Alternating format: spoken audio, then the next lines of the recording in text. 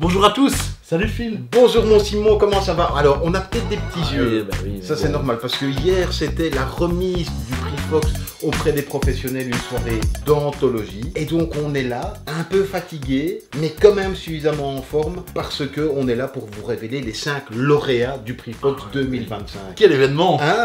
On est content quand même. Oui, à fond, le cœur en fait. Il y a de plus en plus de résonance autour de ce prix, autour de nous, on le voit. De toute façon, nous, on le fait, il n'y a pas d'ambition de se dire on devient le Spiel des Jahres ou n'importe quoi. On fait ça avant tout pour nous, on fait ça avant tout pour mettre en valeur certains jeux dont on a envie qu'ils durent dans le temps. On fait ça pour s'amuser. Mais on fait aussi ça pour offrir des vrais repères. Ah oui, aussi. Chaque année, il y a des tonnes de jeux qui sortent. Chaque semaine, on fait un grand travail de sélection et de suivi pour vous proposer les dernières nouveautés, mais les jeux de qualité, et pour vous proposer du conseil en magasin et sur les réseaux. Mais le prix s'inscrit aussi dans cette logique de se dire, ok, sur 5 catégories qui essayent de balayer l'ensemble du spectre des jeux de société, on affirme, on ose dire, selon nous, ça c'est le meilleur jeu. C'est de la mise en valeur. Effectivement, on l'a vu, les chiffres commencent à devenir gargantuesques, presque même délirants. Je crois avoir vu qu'en 2024, c'était 9200 jeux,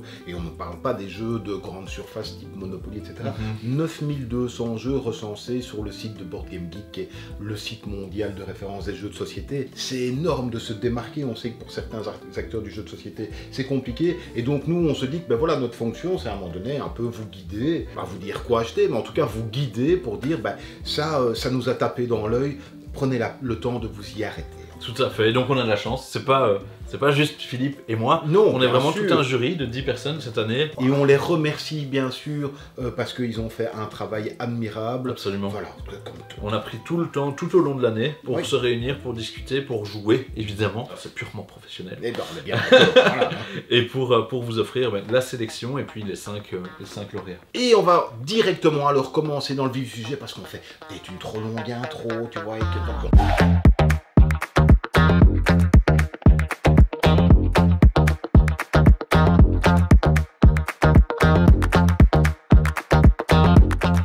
On va commencer avec la catégorie des chenapans. Dans cette catégorie, nous avions 3 chouettes jeux. Nous avions Il en vue Moussaillon. Tout à fait. Nous avions Les Éclairs Tout et nous avions Opération Noisette. Il a fallu faire un choix. Allez, je te le laisse. Allez, je te le laisse, tu vas le prendre en main comme ça. Et le grand vainqueur est Opération Noisette. Absolument. De chez Ozu Jeux. C'est la première fois, je crois, qu'ils font des jeux de société comme ça. Depuis quelques années, mais c'est récent. Ils sortent vraiment des beaux jeux de plateau. Tout à fait. Alors celui-ci, on vous en a déjà parlé, oui, on l'a déjà montré de nombreuses fois, mais c'est vrai que le matériel est assez bluffant, donc tant au niveau de l'édition que du jeu, avec Émilie et Jérôme Soleil pour les auteurs, mais c'est vraiment une petite pépite. À partir de 3 ans, c'est vraiment un jeu pour les petits. On a pu le voir qu'au niveau du matériel aussi, ce qui est très important pour les jeux pour enfants, nous par exemple dans notre festival, le Bruxelles Ludique, on l'avait mis sur les tables, et il se ruait dessus, il voulait absolument savoir ce que c'était, et à raison, jeu très très bon bien sûr, et à raison primé par le jury.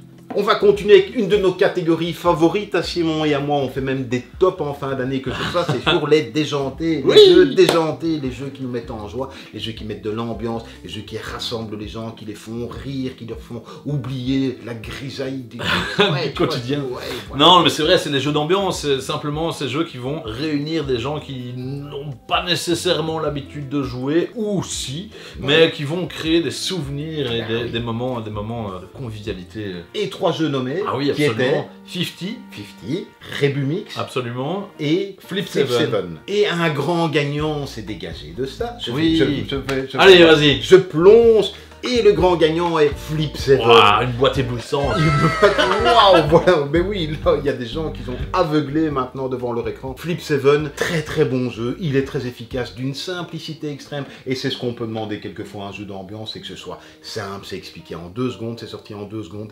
Qu'est-ce que c'est efficace, un jeu de stop ou encore. Ils se sont gargarisés sur la boîte en mettant le meilleur jeu de cartes de tous les temps. Il y a une petite part de second degré, absolument, bien sûr là-dedans. Les éditeurs ont dit ça. Oui, voilà. C'est ça. Mais donc très très bon, très efficace. Ça marche à tous les coups, dans toutes les conditions, avec quasi tous les publics. Et alors ce petit côté magique à partir de 3 joueurs. Oui, c'est ça. Voilà. Vous pouvez faire avec un pays entier si vous désirez, si tout le monde entend bien et voit bien ce que vous faites. Flip 7. Ah, ça c'est tu sais que c'est ma catégorie préférée. Bah, je comprends. Mais oui, voilà. Je pense que moi aussi, écoute, finalement, d'accord. Oui, eh ben, c'est notre catégorie préférée, c'est la catégorie des audacieux. Oui. Parce que c'est une catégorie qui, je crois, n'existe pas dans d'autres prix. Et nous, on tenait à cette catégorie qui, pour rappel, a volonté de primer des jeux, et là, un jeu en particulier, mais de mettre en valeur des jeux qui, par leur contenu, leur matériel, leur thématique, leur mécanique, leur propos, tout simplement, se montrent audacieux. Ouais. Alors, audacieux ne veut pas dire spécialement provoquant, mais audacieux, qui a ce petit truc en plus qui dit, tiens, eh ben, c'est quand même courageux de la part de l'éditeur ou de l'auteur d'avoir fait ça. C'est ça, ça peut être une décision clivante, ça peut être un thème très particulier, très difficile parfois, ça peut être une expérience de jeu assez novatrice. Ouais. Bref, c'est une catégorie assez géniale, et on aime à le répéter, c'est une catégorie qui, lorsqu'on l'a créée, on s'est dit, ok, formidable, il y a des jeux actuellement qui répondent à ça. On espère que ça va continuer. Et on n'est pas déçus. Ah, on n'est pas déçus. Là, franchement, toujours un grand bravo aux auteurs de jeux et aux éditeurs pour nous permettre de puiser dans la liste insondable et énorme de leur audace. Alors, dans cette catégorie des audacieux, on avait Medical Mysteries, Absolument. on avait Bombbuster et on avait Behind. Donc, on avait déjà de nouveau 3 fameux prétendants. Et le grand vainqueur cette année, monsieur Simon, c'est Medical Mysteries. New Parce York. qu'il nous fallait un jeu à connotation anglophone. Non, pas du tout, pas du tout. C'est vraiment génial, c'est vraiment une expérience de jeu assez folle, et c'est un pari de se dire, ok, on fonce faire un jeu d'ambiance dans l'univers médical. Oui. Quelle idée. Un jeu d'enquête. Un jeu d'enquête, pardon, oui, d'enquête dans l'ambiance médicale. Oui, tout Mais à fait. c'est fou, on y est quoi, on est à fond dedans, les éléments sont vraiment bien ficelés, vous allez vous prendre pour un médecin. Et tu l'as dit, ça aurait pu être clivant, parce que Oui. c'est un parti pris. Les jeux d'enquête, il y en a beaucoup, mais dans ce milieu-là, on est peut-être sur un terrain glissant, et tout a été fait pour que ce soit fait de manière intelligente. Déjà en nous rappelant que ne jouez pas aux apprentis docteurs, vous n'êtes pas des médecins, mais c'est plutôt une immersion Oui. dans ce monde-là, et qui est très très efficace, très bien faite. On adore New York Medical Mysteries. Ensuite, on continue avec la catégorie des rusés. Ah, et rusés. en plus, dans la catégorie des rusés, il y avait un des 3 jeux qui était un des coups de cœur de Simon. Donc, je ne sais pas si ce jeu, finalement... Ah oui, on va le citer après, mais C'est je vrai. sais que c'est un jeu que tu aimais beaucoup. Donc ici, il y avait vraiment une magnifique sélection, Ouais. avec à la fois Zenith Ouais. de Playpunk, on avait Leaders de Studio H, Ouais. et alors il y avait aussi Daybreak. Donc on avait vraiment 3 jeux qui ont marqué, je pense, Ouais, l'année, Tout à fait. et le grand gagnant. Je vois que ton sourire s'allonge parce que le grand gagnant, je le prends en main, mais je vais te laisser en parler. C'est Daybreak ici. Bah oui, Gros coup de cœur de Simon, mais qui a été totalement impartial pendant le jury Bien Fox. sûr. Il n'a pas, voilà. Mais moi aussi, une fois que je l'ai découvert, j'ai adoré ce jeu. J'adore les 2 autres, bien sûr aussi. Mais celui-ci, là, par son propos aussi, tout est clair, tout est net. Et il y a un petit message d'espoir derrière ce jeu. Pour rappel, on est là pour...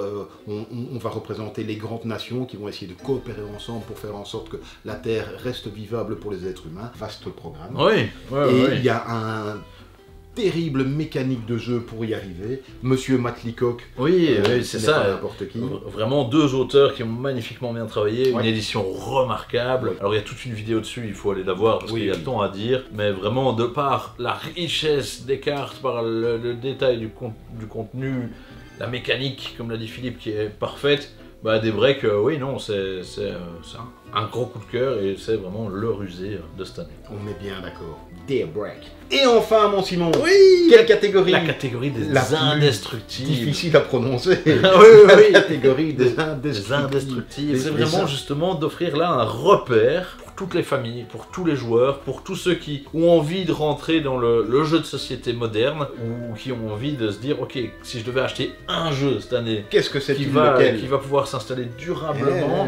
Il y en avait 3. Il y avait Symbiose, Oui, il y avait absolument. Toy Battle, Et on Le avait petit- Château Combo. Château Combo. Alors vraiment 3 chouettes jeux, À fond. vraiment, un petit peu différents, mais qui rentraient bien dans cette catégorie de entrer dans le jeu de société et le dimanche après-midi on peut y jouer et faire plein de parties. Et là a fallu poser un choix de nouveau. Allez, vas-y mon Simon, et c'est... Toy Battle. Toy Battle. Oui. Oui, on est bien content de primer ce jeu-là aussi, un jeu qui nous a énormément séduit par sa simplicité, par son envie d'y revenir directement, même le design, les différents plateaux, enfin, ce jeu a beaucoup de choses pour lui, en plus c'est votre production. Oui, un éditeur belge, mais c'est vrai qu'on y est, quoi. Ça, c'est un jeu, vous l'installez, les règles, vous allez très vite les comprendre, soit vous piochez 2 troupes, soit vous placez une troupe, en appliquant son pouvoir.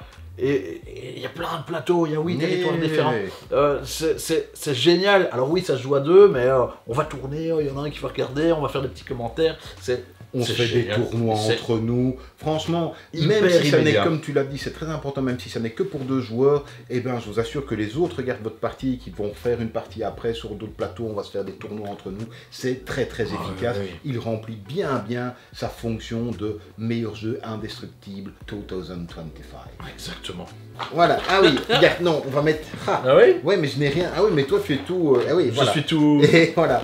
Voici nos 5 vainqueurs. On devrait plus préparer cette mise en place, parce que tu as vu, on est... Voilà, mais c'est pas grave. 5 très beaux à nouveau vainqueurs. Je suis vraiment très content de cette sélection. Oui. Et ça s'est bien fait. Alors on espère que ça vous plaira. Je crois qu'on a quasiment parlé en plus de tous ces jeux, comme de nombreux jeux encore cette année. Et donc il y a des petites vidéos. Ah, il y a Flip7 qui fait déjà le déjanté. Et donc, si vous voulez en savoir un petit peu plus, n'hésitez pas à aller sur les différents liens. N'hésitez pas à les tester, parce que je crois que franchement, ce sera sans souci qu'ils parviendront à récolter le maximum de suffrages. En tout cas, je oui, tout à fait. Merci au jury. Oui, merci à toi, Philippe. Oui, merci à toi, Simon, aux auteurs, aux éditeurs. Et alors, évidemment, bien sûr, on le souligne, les 5 grands gagnants de cette année, ça on laisse 10 sur le podium, sur le carreau. Oui, oui. 10 excellents jeux, vraiment. Et donc, bravo à tous les jeux qui étaient dans la sélection, évidemment. Et on ne parle pas de tous ceux encore où on a dû trancher, tout ça a fait l'objet de débat, bien sûr. Et puis, il n'y a rien à faire. Entre-temps, il y a encore des jeux qui sortent, et nous, on a du pain sur la planche. On est déjà en train de s'atteler à l'édition 2026. Oui, ça fait une année paire en plus. Ah oui, et ça, on sait ce que ça veut dire. Les années paires. Merci à vous. Un grand merci à vous. Laissez-nous un petit commentaire. Ben voilà, si cette sélection vous a plu, si vous auriez aimé une autre sélection, en tout cas, adressez-vous à nous, ça nous fera super plaisir. Un petit abonnement, une petite cloche. Et nous, ben, on va se lancer dans une petite partie. Qu'est-ce qu'on va faire? Toy Battle. Je te vois venir. D'accord. Mais je te vois venir. Portez-vous bien, à la semaine prochaine. Salut.